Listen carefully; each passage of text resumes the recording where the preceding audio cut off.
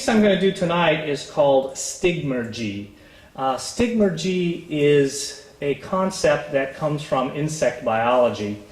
It's the notion of, in particular with ants and other very complex organisms, when they build their structures, what they often do, instead of having a grand architectural plan for how these structures are built, they often put them together through a process known as stigmergy, whereby a piece of mud or a fecal pellet or something like this is imbued with a certain kind of pheromonal scent, and this then gives a clue to the next ant who comes along to put something and position it in such a way so that you have this kind of growing complex structure that derives from it.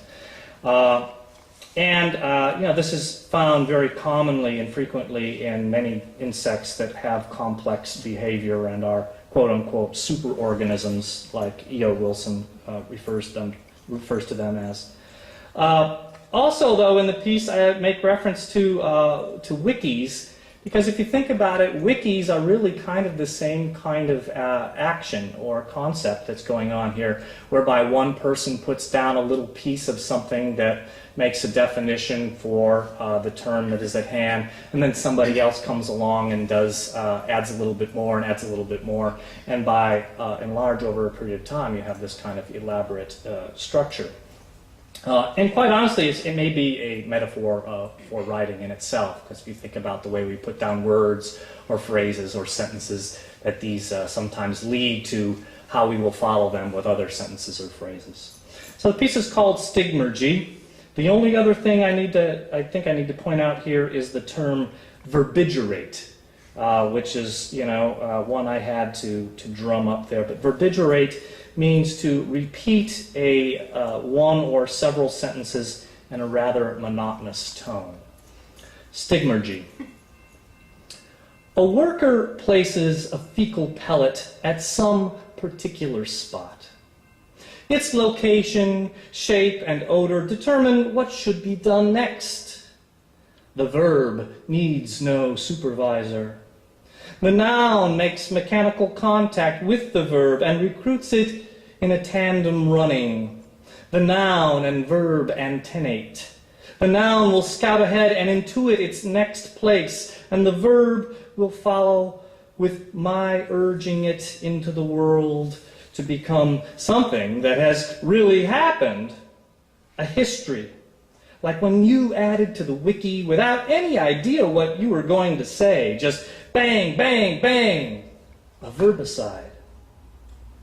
PVC pipe frame, blue tarp, shopping cart, rope, sleeping bag, plastic chair, split logs, little yellow raincoat, cardboard floor, backpack, Labrador, coffee can pot, bike with Safeway bags, barrel fire, American flag on a branch in the wind.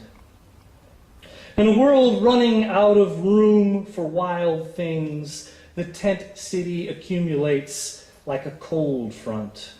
Its abstract form is trapped in nominalism, trapped in the freeze frame of my gestalt.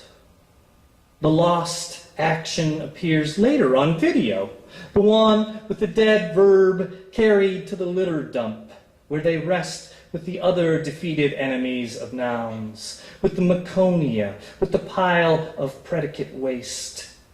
I sync up my life to the rate of excavation. Undirected steps. The new tents go up, thrown into relation with the previous ones. Thus, I verbigerate. The open source is a loose mess of impulse. The open source is a loose mess of impulse. The open source is a loose mess of impulse that a homeless worker can exploit. The verbs repeatedly chase after the nouns in their white tents, where a place is held for someone who wears a little yellow raincoat. Right now, reader, you may be trapped in this text of undiscoverable source, but what is greater insult is this text has been dropped by my unrelenting anus. A worker may let it rest with you, dear reader, decide later to cement it to the maturing nest in the ever-thickening present, each anal drop adding shape to your brood chamber.